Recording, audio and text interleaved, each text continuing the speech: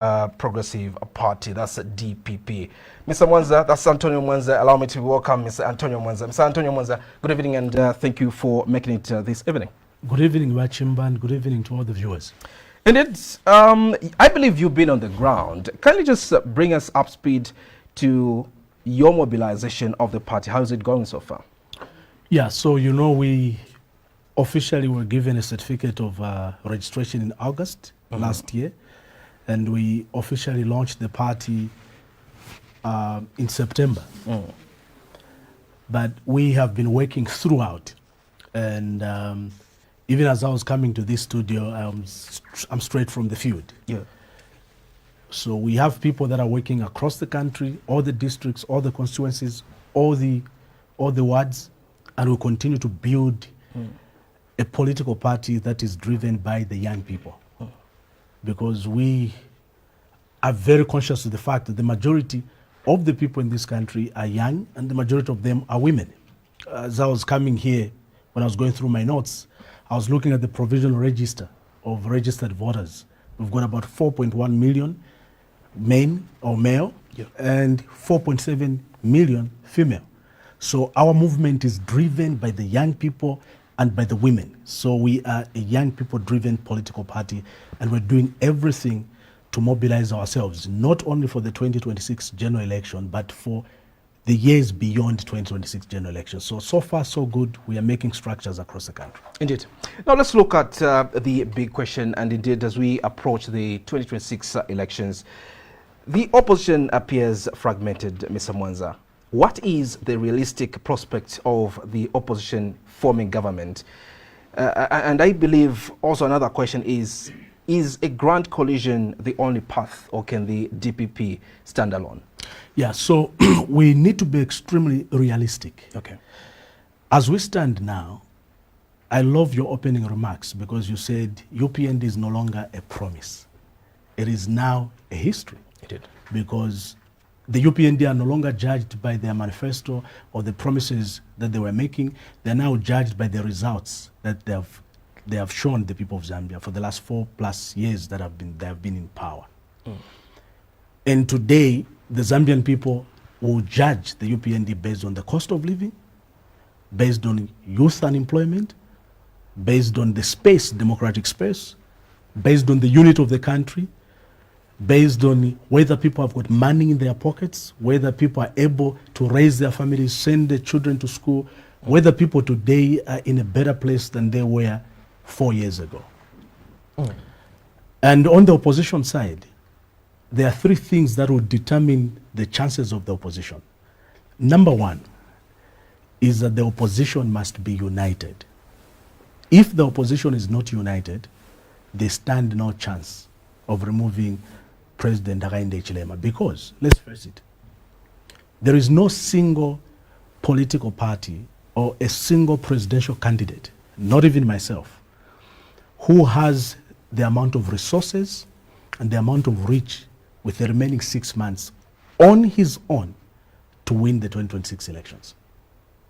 It is not possible for anyone on their own to go and garner over 4.6 million voters and win the elections on their own as a single presidential candidate and as a single political party. So unity is number 1. If the opposition political party need the desire to change government in 2026, there is need for the opposition political parties to come together and unite. Secondly, in your opening remarks, you talked about credibility. So the Zambian people are not interested in the mere change of government. And this is a mistake that some opposition political leaders are making. Zambians are not just interested in removing President Hakainde Hichilema and replacing him with another set of politicians who have no clear economic agenda. What people want is, what is your message? And this is what DPP stands for. And throughout this program, we'll be able to demonstrate why we are the alternative. Because it's about who has a credible message to deal with the cost of living. The high cost of fuel, high cost of food, high cost of transport, high cost of rentals, and the physical and emotional challenges people are going through today. As we are speaking here in this studio, 64% of the Zambians are living below $2 a day, meaning that 6 out of every 10 Zambians, 6 are struggling to make ends meet. They're struggling to go to school. They're struggling when they are sick. They're struggling to pay rentals. They're struggling to have transport to come for work and go back. This is the reality. And if you go to Chainama Hospital, they'll tell you that the number of mental health illnesses is on the rise because people are pressured. There's no money in this economy. People have got personal debt, they've got company debt. Government is not paying suppliers and contractors. They are in huge arrears. And small businesses are closing. The taxes are too high. Levies are too high. It is hard just to see a day pass on every day. So we are supposed to talk about the solutions on how we are going to turn around these things and resolve these problems. Is opposition providing those solutions? So DPP is providing those credible, practical, measurable solutions to the challenges the Zambian people face today. And this is why we are a credible opposition. So that's why the issue of credibility of the opposition is important, because people will not just vote for noise. People will not vote for slogans. People will not vote for songs. You have seen how many songs has UPND produced? They have produced songs with all these big artists. There is no song which is a hit. Why? It's because nobody is interested in music, in slogans, in pettiness, in insults, in name calling, in tribal talk. People are interested in a ruling party and an opposition political party that has a clear roadmap towards their problems. How are we going to face to challenge those? So that's number two. Number three, how the opposition can win the election, apart from being united and having a credible message, is also the failure of the ruling party to deal with the current problems people are facing.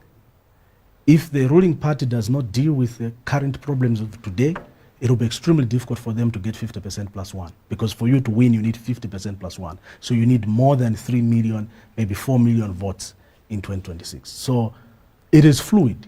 Okay. But the most important thing is, what are we offering the people of Zambia? But let's look at, much as, you leaders coming from the opposition talk of unseating the current administration, there's this appetite for leadership among the opposition leaders. And we seem not to have at least one, flag bearer at the moment whom people of Zambia could rally and, of course, maybe try to believe to say, okay, at least we have just one figure as the, leading the opposition, because almost everyone wants to be the president. And of course, this has forced coalitions or maybe alliances to fragment. But what is your justification when it comes to this political appetite that our leaders in opposition are having now? So first of all, we cannot regulate people's ambitions. Okay. Those that want to be presidents, you can't stop them. Those that want to be members of parliament, you can't regulate them, you can't stop them. So ambitions of the people will always be there and you can't regulate them. But let's look at why are we here. So you see, when PF, first of all, from 2015 elections, 2016 elections, 2021 elections, it was always a two-horse race. It was UPND versus Patriotic Front.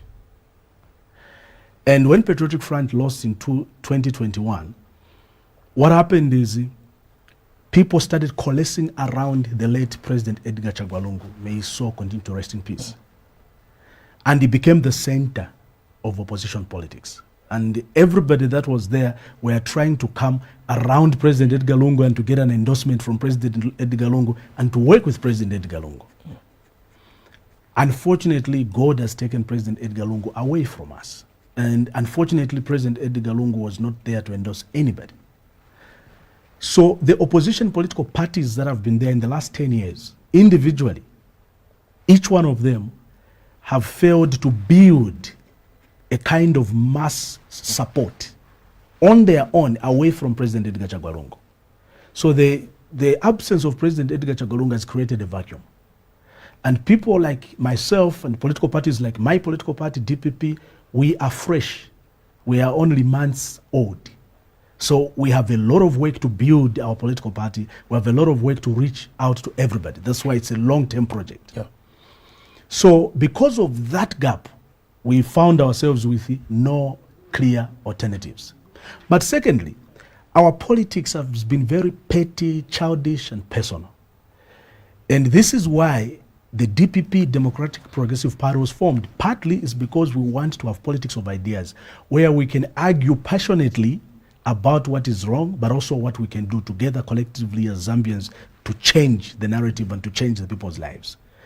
And the people of Zambia are paying attention, and I'm happy that they're paying attention. Today is 2 days. My son was celebrating his 24th birthday, and he's looking at issues. He's not interested in the petty talks that political parties are talking about. So those that have been there for the last 10 years running, others ran in 2020, 2015, 2016, 2021, many of them have failed to establish themselves and to be that credible leaders that people can look up to and say, this is the one. And that's the challenge that has been there. And this is why people have to look at political parties like ourselves, fresh ideas, fresh minds, ready to work, young, patriotic, focused, and issue-based. Mr. President, we've seen quite a number of opposition political parties aligning themselves with the legacy of the 60th Republican President, Edgar Chagwa Lungu. Why is DPP different and obviously not riding on the successes of ACL? First of all, a person like me who worked closely with President Edgar Chagwa Lungu, may so rest in peace, and I'm very, very touched that up to today, this is 9 months down the line, President Lungu has not been put to rest. And we've made it very clear ourselves that our position is that government and the family must suspend the court cases. The litigation that is in court must be put on hold. And a group of people that can be agreed upon by both the family of President Edgar Lungu and the government must come together, who are respectable people, to mediate. But also that the wishes of the family must be respected, that the wishes of President Edgar Chagwa Lungu must be respected. But also we must pay attention to the very fact that President Edgar Lungu was not an ordinary person, that also there are government protocols that also he is supposed to be accorded. So we are hoping that there can be a closure to this. So as people that have been very close to President Edgar Lungu, for instance, for myself, personally speaking, for me as a president of a political party, I am not interested to abuse the name of President Edgar Lungu the way a lot of people are abusing the name of President Edgar Lungu to make themselves politically relevant. Because some of us have spent over 20 years of our lives doing politics, doing public service. So we have established a name, and our names have become institutions.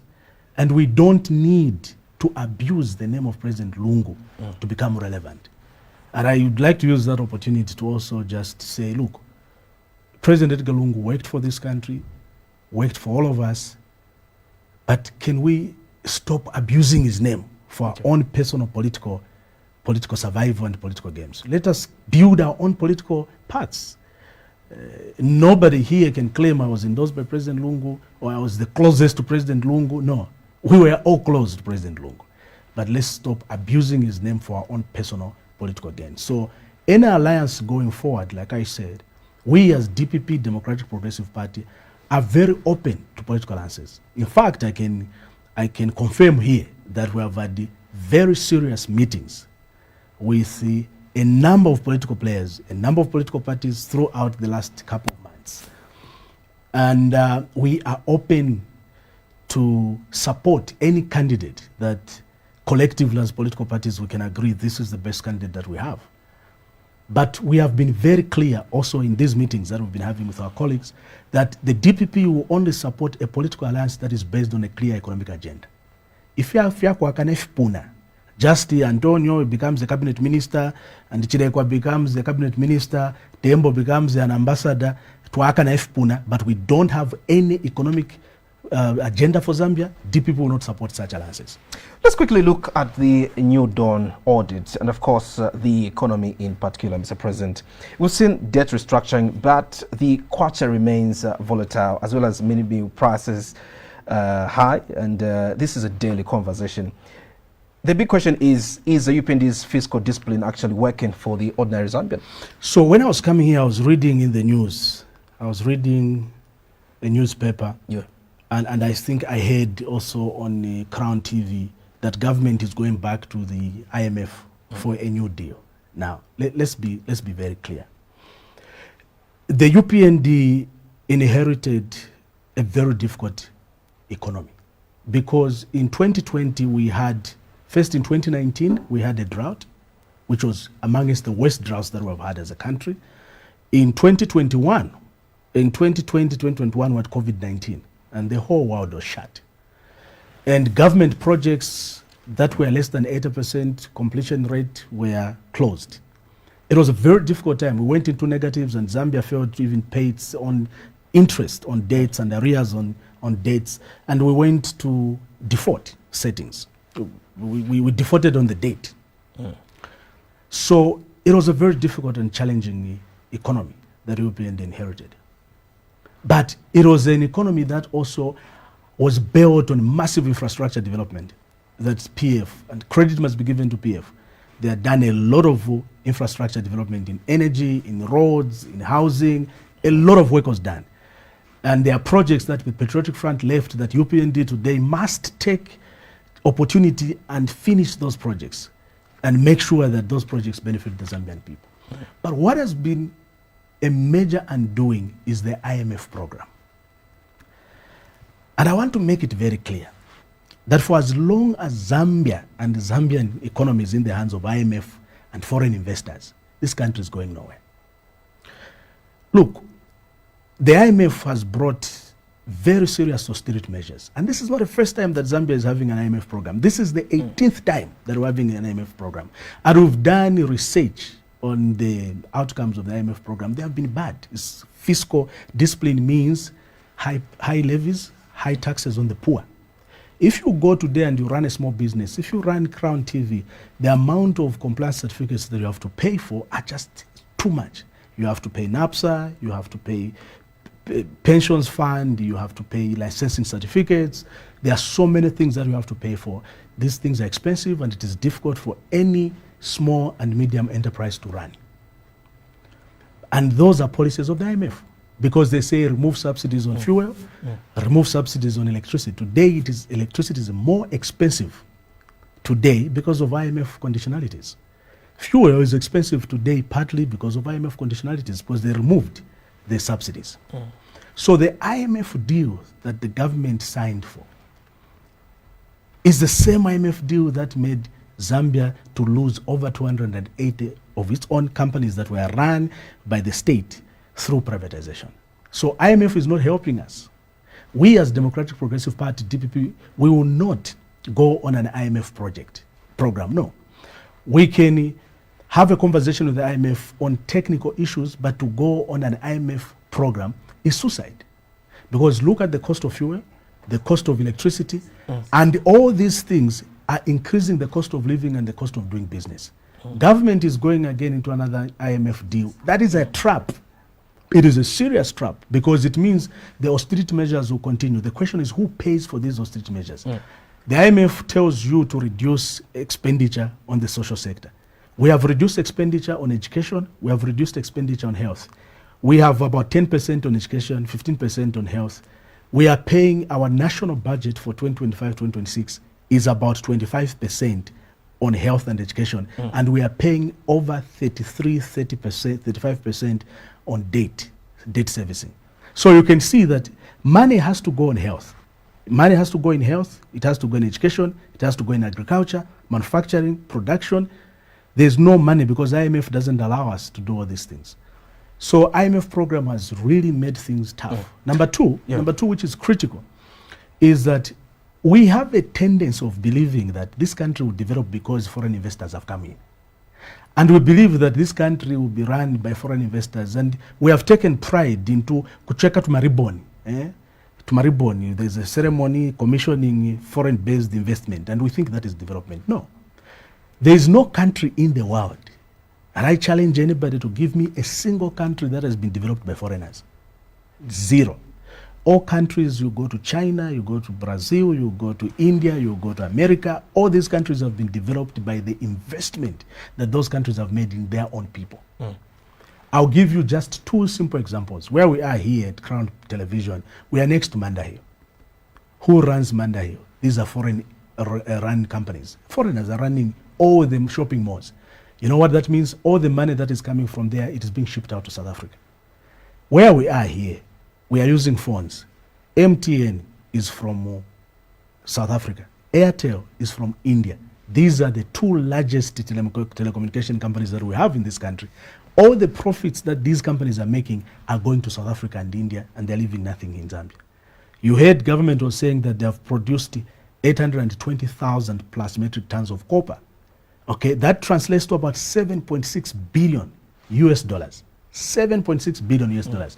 Government only has access to about 15 to 20% of that money, which is about 1.1 billion dollars. The rest of the money, 80 to 85% of that entire money, is going into the hands of the foreigner companies, the foreigners who run these companies. What do we remain with on the copper belt? If you go to ZRA, you'll find that over 1 million Zambians out of 3.9 million Zambians that today are in formal employment are getting between 1,500 kwacha and 2,500 kwacha. But Mr. President, salaries. I understand that. So the question is, we believe as DPP that for as long as our economy is run and owned by foreigners, you can't go anywhere. Telecommunication, foreigners. Construction, foreigners. Mining, foreigners. Tuntemba makomboni, foreigners. So what do we have ourselves as Zambians? There's nothing that we own. But there's nothing that we run. I understand that we're coming from, you know, a political background where promises are made, assurances are made to the Zambian people, and people, you know, vote for this government, and obviously for solutions to be provided. And you speak so well that all these are coming as assurances from you as DPP president, and obviously you have the solutions. But what guarantee are you giving the Zambian to say these are things that you're actually going to actualize when you're given the mandate to serve the people of Zambia? So two things. First of all is that politicians, it is our job to campaign and to tell the people of Zambia what we are going to do. But the people of Zambia have got a serious responsibility. Number one is to vote wisely. But secondly, is that their mandate doesn't end at voting. When you vote as a Zambian, you must now make it your own priority to to make sure that you hold your member of parliament accountable, you hold your president accountable, you hold your councillor accountable, you hold every elected official accountable. Because if you don't hold these political players accountable, it is very easy for all of us as politicians to betray the people and to change the way of doing things. But number two, we have been to meetings where serious multinational corporations have sat with us and offered us millions for campaigns.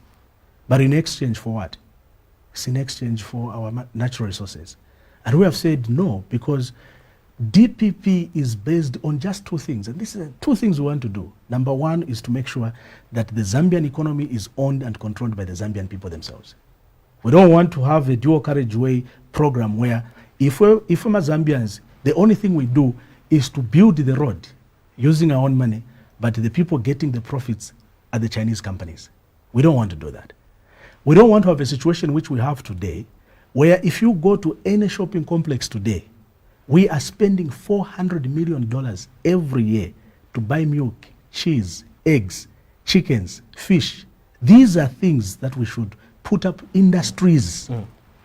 We should have put up industries to make sure that our young people, our women, are able to go into these businesses and do the businesses. You can't have a situation where, for instance, today, fertilizer is about 1,200 kwacha in certain places, and the reason is simple. Because who are producing fertilizer? Who are the big players in terms of procurement and supply of fertilizers? It's foreign-based companies.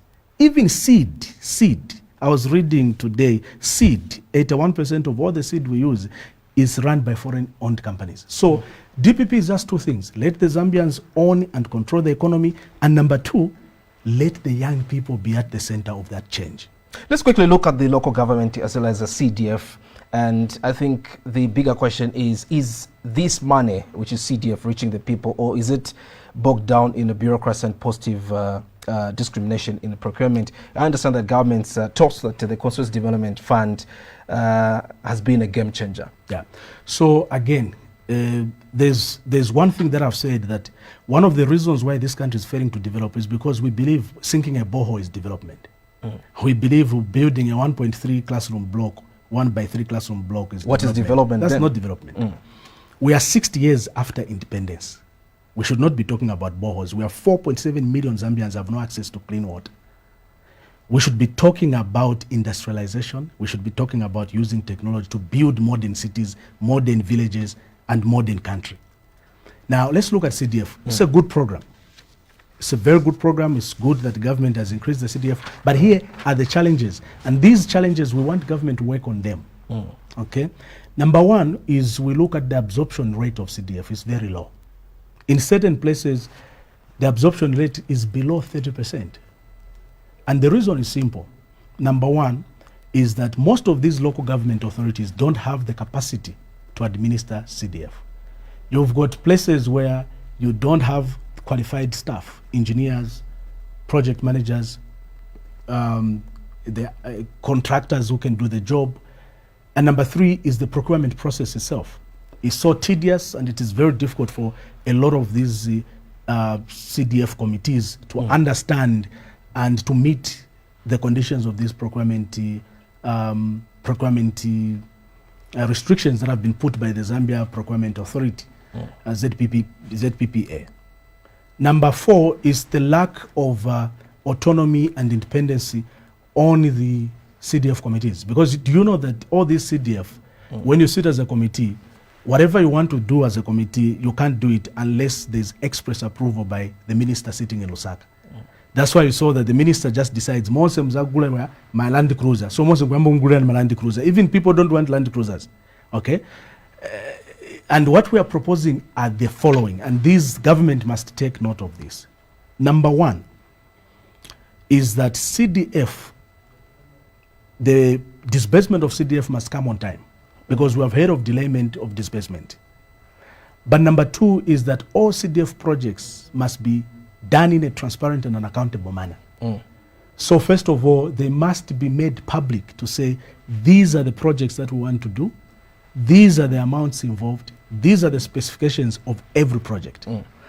And when people bid, we must again tell the people of Zambia on notice boards, on the online media, to say the following companies have bidded for this project.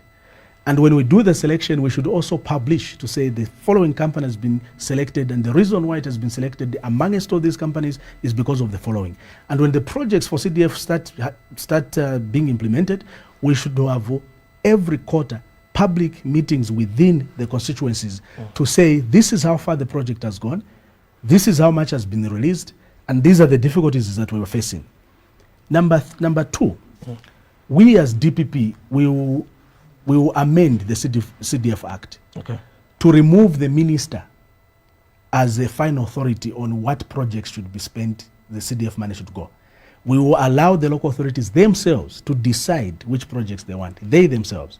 And the central government's role will be simple, just to provide oversight, to ensure that there's a mechanism for monitoring and implementation of all the projects and evaluation of all the projects. But there will be no cabinet minister sitting and say, Tizagula ma ambulance ya CDF. No, what if we don't want an ambulance, we want water? What if we don't want an ambulance, we want a school?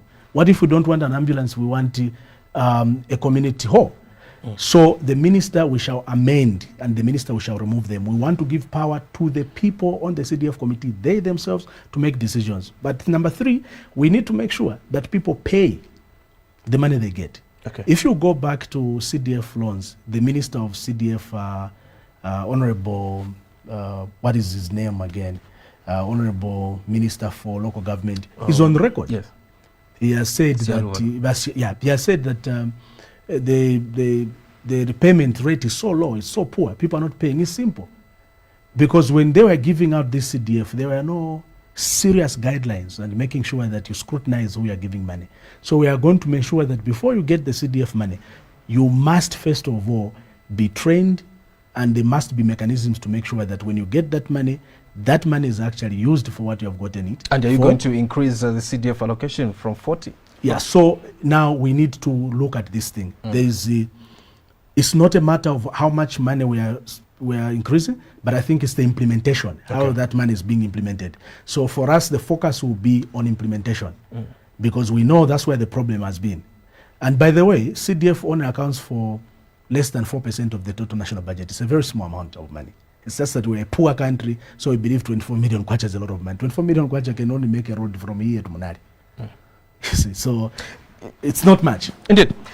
You just spoke on holding, people that are in high offices accountable, as well as by offering checks and balances. But there's this digital frontier now, and there's intense debate over cyber laws, as well as the regulation of Facebook, Twitter, and all these other social media platforms. But in your view, President, is the state striking a balance, or is it maintaining order becoming a polite term for censorship now? Yeah, so Are Zambians afraid to hold this government accountable? in 2020, the Patriotic Front enacted the cyber law. And President Hakainde Hichilema was very clear that the first thing that he's going to do once in government is to strike out the cyber law, that he will abolish the cyber law.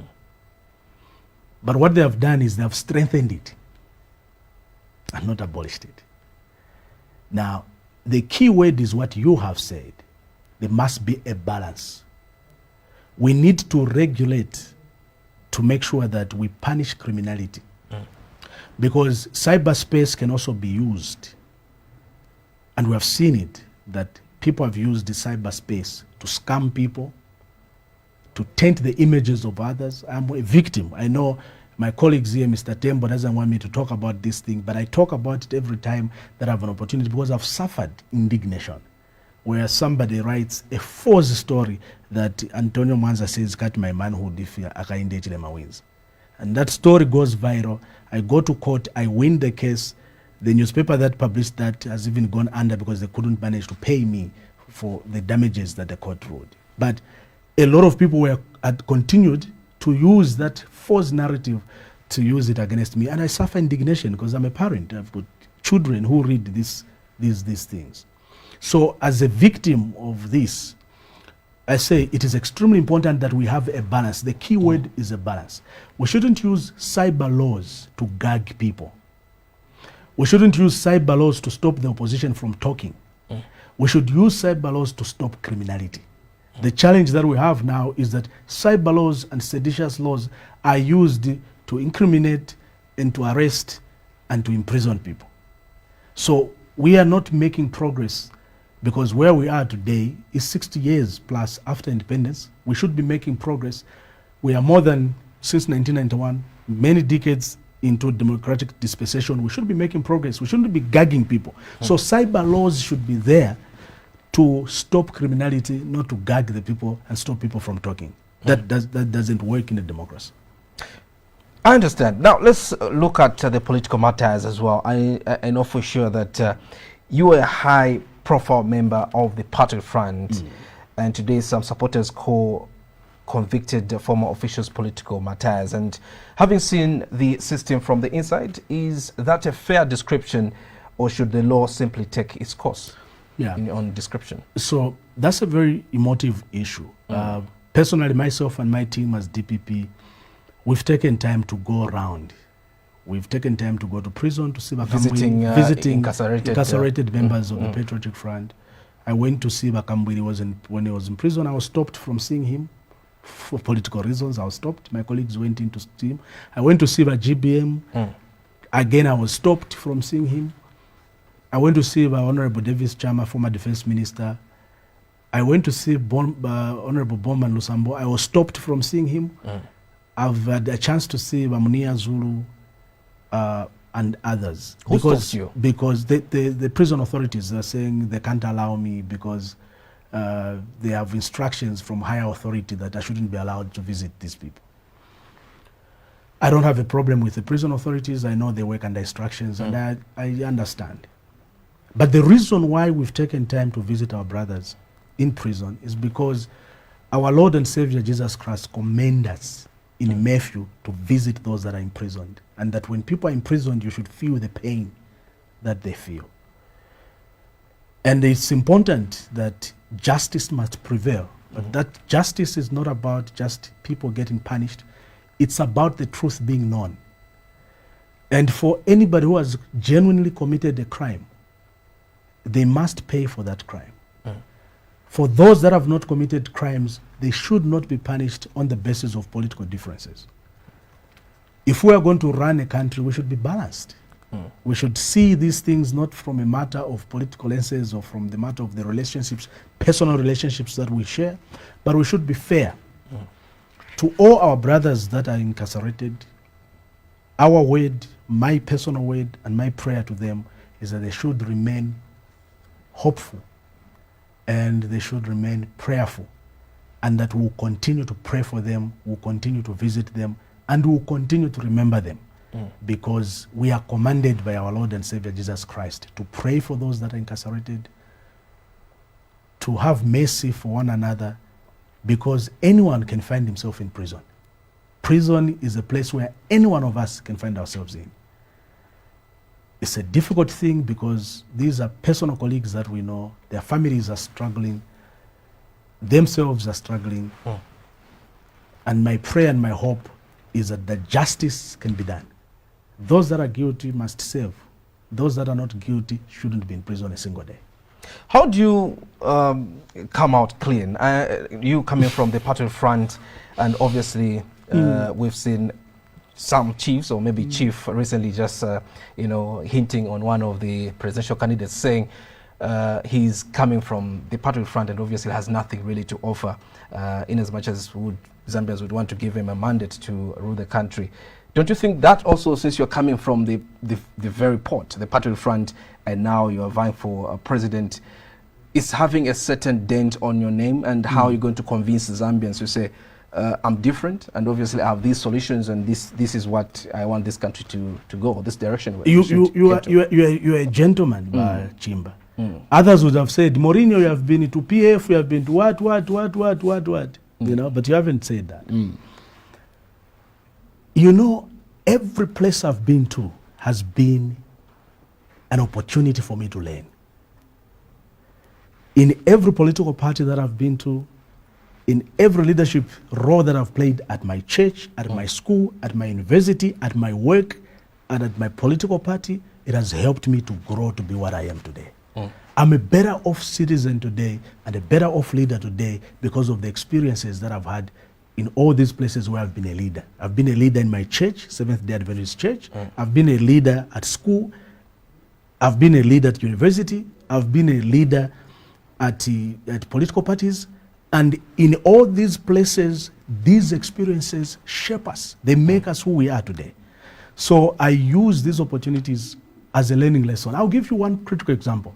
In 2005, I was called at State House to meet President Levi Mwanawasa when I was president of the University of Zambia Students' Union.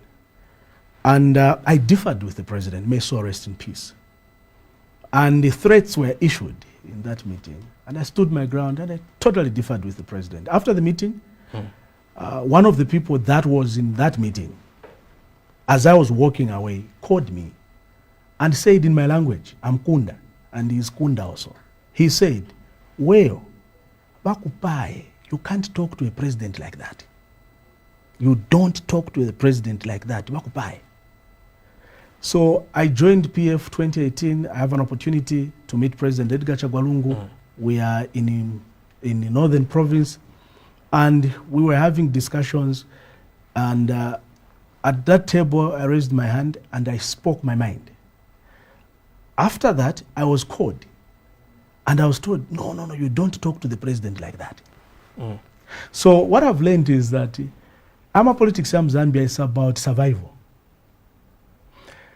If I was not a president of University of Zambia Students' Union, I would not have an opportunity to learn 2005 that they were telling me, don't talk to the president like this. What they were saying, don't tell the president the truth. If I had not joined the Patriotic Front, I would not have learned that people would say, don't talk to the president like this. In short, don't tell the president the truth. So today I know that if God gives me an opportunity to be president of this country, there are two things I'm going to do. Number one, I would like to have my own team of people that have got nothing to gain from me and from my presidency. Those are the people I'll go to and ask for advice and ask for honest opinions. Number two, I have learned through those experiences that when God gives me an opportunity to be a president, I will not listen only to those who agree with me. I'll pay a lot of attention to listen to those that disagree with me, and want to know why are they disagreeing with me, because that will save my presidency, but that will save the country. So it's experience. Every place I've been to, it's been experience. So I'm a better off leader, I'm a better off politician today because of the experiences I've had. So my association with PF is positive because it taught me lessons that I wouldn't have learned if I had not joined PF. Indeed. Let's look at the strategy as well as the commission, the by-election boycotts. Some of your colleagues in politics are sitting out by-elections, and doesn't this seed ground to the UPND and weaken the opposition's momentum heading into 2026 general elections? So when we were in PF, 2020 to 2021, we had 13 by-elections in Northwestern Province. PF won 9 out of 13. During that same period, we had 25 by-elections in Western Province, and PF won 22 of those by-elections. In 2020, 2021, when we went to the general elections, PF lost all those seats, all the 26, 25 in Western Province, and all the 13 in Northwestern Province. The lesson is simple. In a by-election, it's easy for the ruling party to win, because you can see if there's a by-election in Kasama, for instance. All the MPs from Northern and Luapula, they camp in Kasama. Cabinet ministers from Northern and Luapula, they go and camp in Kasama. A lot of money is being used, public resources being used, and they win that election. It's not a true reflection of what the people say, because after the general election, the record has been simple. You win in the by-election as a ruling party, the general election comes, you are walloped in all the seats that you are winning. So by-elections will never be a reflection of the reality. By-elections are used by the ruling party for two simple reasons. Number one, they use them to enter into those places where they feel weak. And number two, they use them to drain your resources as the opposition political parties, because them, they're using government resources. They're using government vehicles. You have to use your own resources, so they are draining you. So it's strategic, and I'll tell you this. When PF was in power, by-elections were only taking place, most of them, they were taking place in Western and Northwestern. Why? Because these are areas where PF was weak, and they were trying to penetrate those provinces.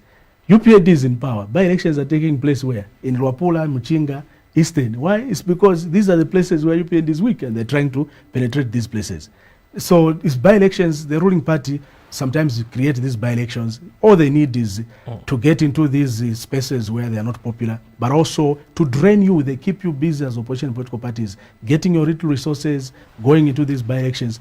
They use government resources, they win those by-elections.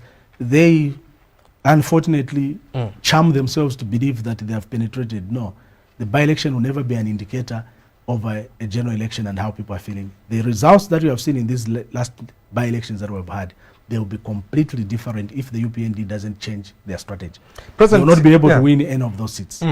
We are less than 6 months to the general elections, and President Hakainde Hichilema has promised a free and fair election. Now, as a leader on the ground, do you trust the Electoral Commission of Zambia to be truly independent in the running of the forthcoming election? Yeah, so number one is that the president's words are extremely important, because he's the head of state, and what the president says, it sends a signal to the institutions, and it sends a signal to his political party. It also sends a signal to the country. So it is delighting that President Hakainde Hichilema has, on a number of occasions, assured the Zambian people that there will be free and fair elections. But again, elections will not be free and fair because the president has said so. Elections will only be free and fair because steps have been taken deliberately by the president himself as head of state, by the institution that runs elections, which is the Electoral Commission of Zambia, and by all of us as participants and stakeholders. So elections cannot become free and fair because the president has said so. They only become free and fair if the Electoral Commission of Zambia operates in a free and fair manner, in a transparent manner, in an accountable manner. There are things that we are so worried about. Number one is the issue of protection of the vote. The Electoral Commission of Zambia has proposed the Electoral Process Act amendments. In those amendments, the Electoral Commission of Zambia is talking about removing the official stamping of official date stamp on the ballot papers. They're also talking about the removal of the official mark of ECZ on the ballot paper. So if they remove the official mark on the ballot paper, how will we know this is a genuine ECZ ballot paper? How can you tell this ballot paper is from Galingalinga, is from Matero, is from Wengwa?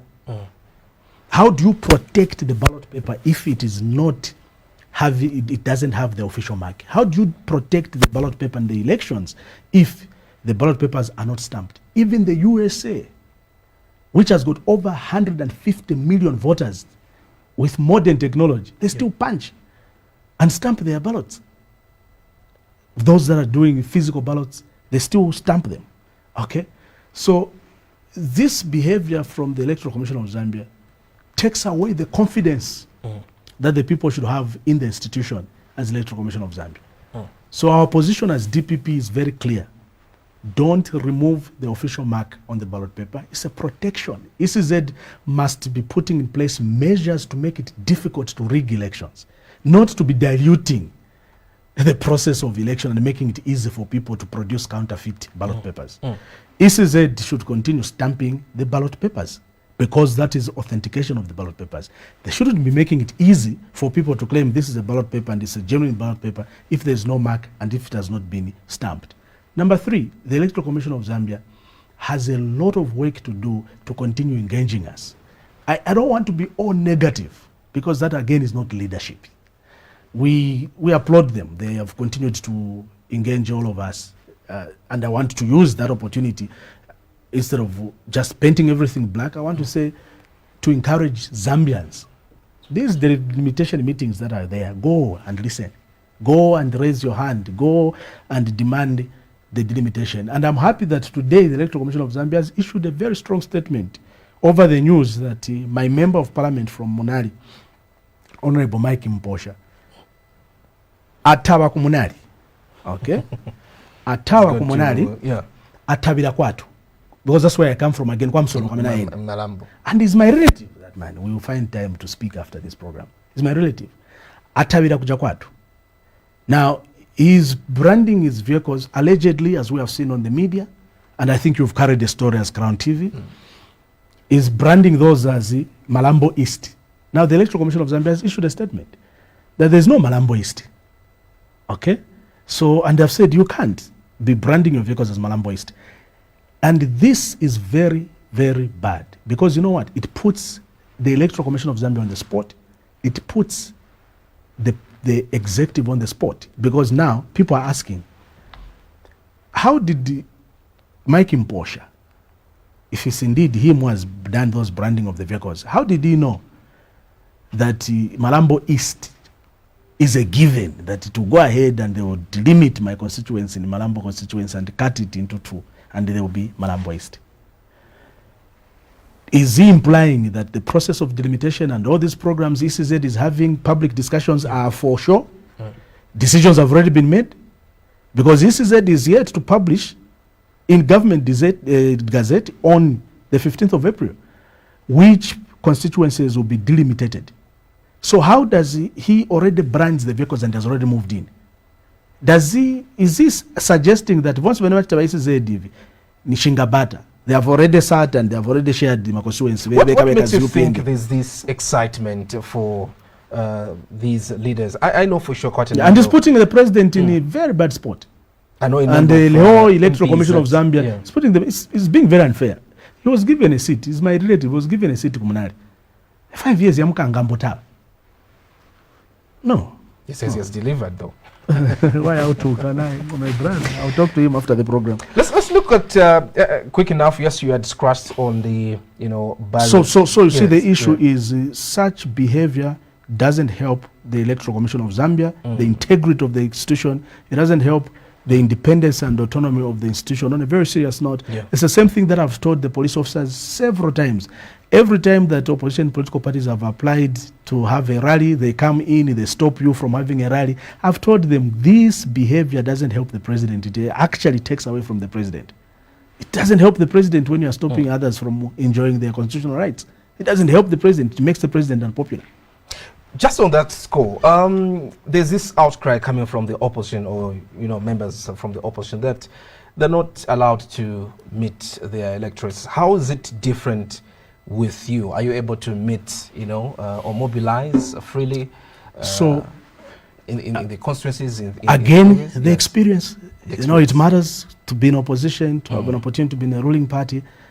The experience that we've garnered over the years, we're using that experience because we have known that, for instance, in the last 4 years, it has been very difficult for an opposition political party to be given a police permit to hold a rally. A lot of political parties, Patriotic Front, Socialist Party, have written numerous times asking for permits to have rallies, and they've been denied.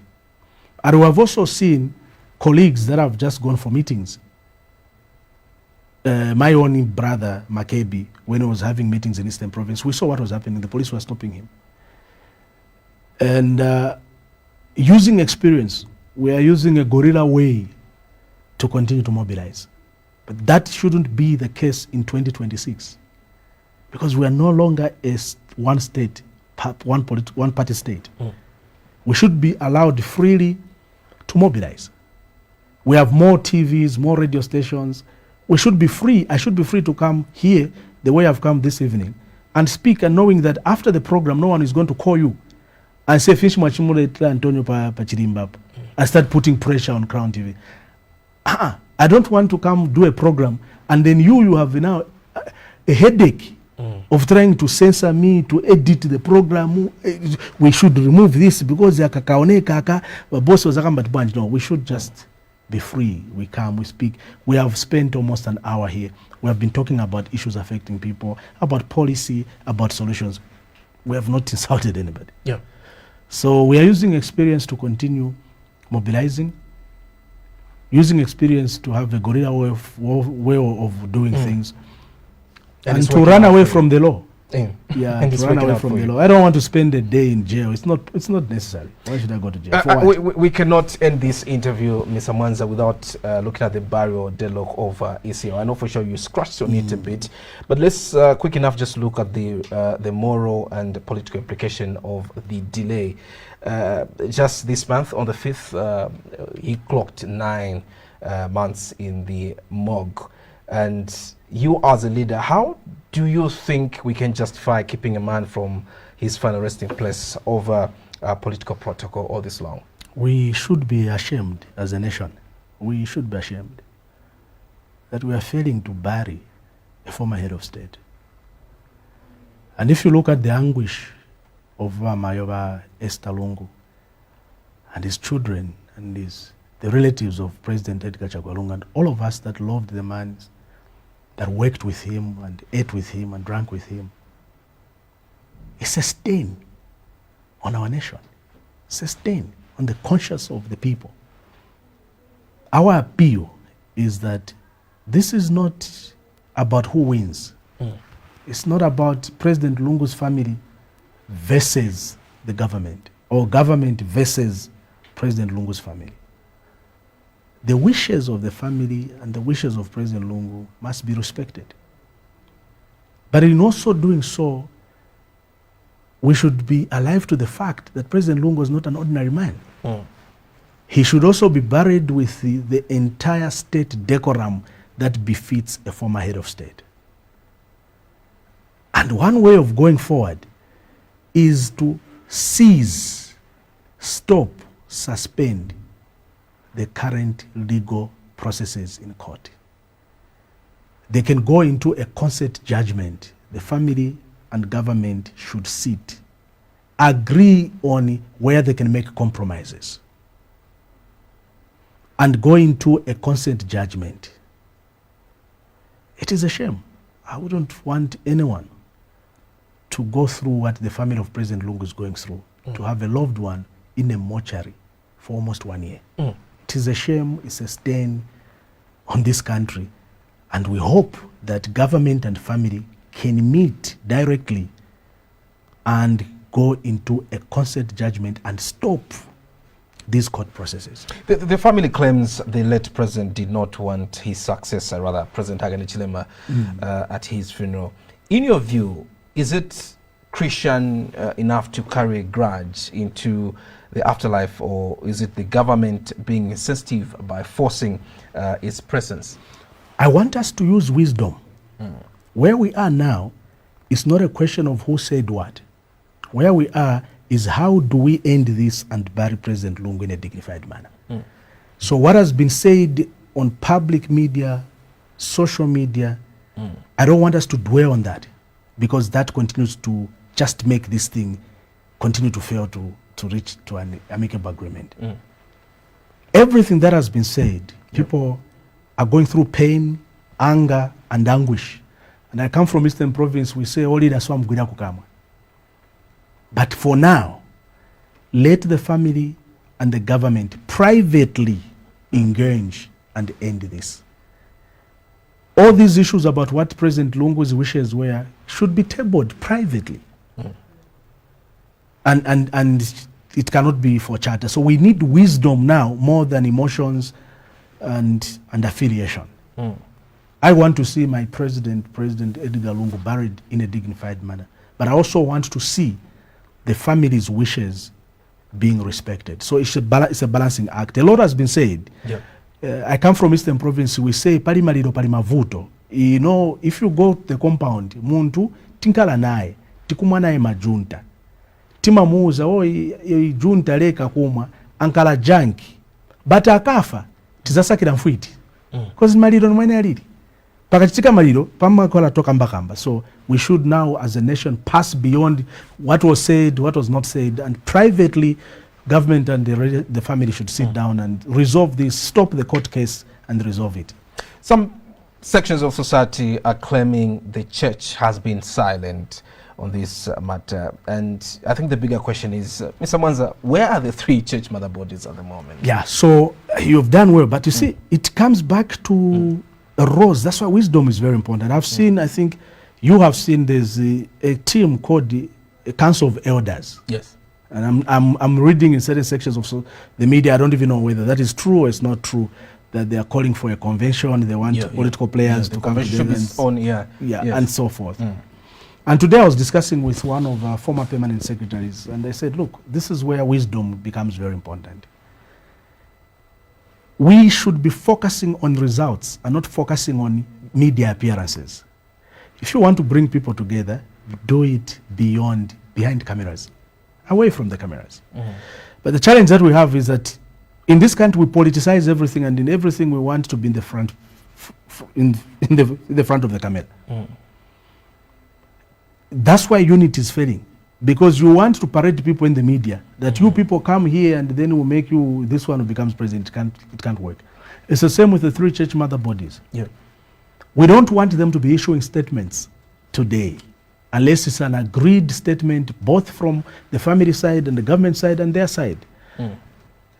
We believe they can quietly, away from the cameras, deal with these matters.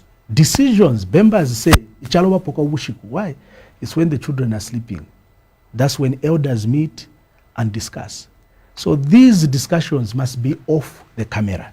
They don't need to be in front of cameras. We don't need any statements coming from anyone now. No, we don't. We just need sanity. Let the church, let the civil society, let our elders, let the government and the family quietly, away from the cameras, meet and resolve this issue. Away from cameras. Mr. Mwanza, as we wind up and let's conclude on the credibility gap, why should a Zambian voter today choose your party, DPP, over the established giants? Abenzoeka camera naona chitatuma paper kuja. Ija camera is straight, I will look into that, because now I'm talking straight to the voter. Yes. So why you should vote for DPP is simple. 61 years down the line, we don't own anything. Whether it is a shopping mall, it's like a grocery mkomboni, whether it is a mine, whether it is a telecommunication company, whether it is a large-scale farm, all these have been taken away by foreign investors. And they're making billions upon billions of US dollars, monies which they're taking out of this country. They use our resources and they have set up industries in their countries for processing and manufacturing. And we have nothing. We have been reduced simply to laborers, bawonfi, anyanshito. That's the only thing we do. Ukuombera ba mwisa. bena bale umba bale isetule imba bale senda ko bale mkushiticha babikana ma companies. Democratic Progressive Party is your party which says once you give us an opportunity to lead, we'll make sure that these critical industries, manufacturing, processing, mining, finance, insurance, agriculture, should be in your hands as Zambians, because we strongly believe that there's no one who can develop this country as a foreigner coming to Zambia to develop Zambia. No, Zambia will be developed by you and me, ourselves as Zambians, and not foreigners. And number two, we are young people. Over 70% of this population are young people. This is an opportunity. Very soon we'll be running adverts. Run, come, be ready. Apply to run as a councillor, as a member of parliament, council chairperson, mayor, on our ticket. It is your revolution. It's a young people's revolution. That's why you have to vote for us. Lastly, I have spent many years fighting for justice, equity, and equality in this country. My record is clear. I've made a lot of enemies, but I've also made a lot of friends, because after all, power is contested. But you know what I stand for. I'm one of you. I'm a guy who's been to university, but I'm a guy who comes from the street, from the compound.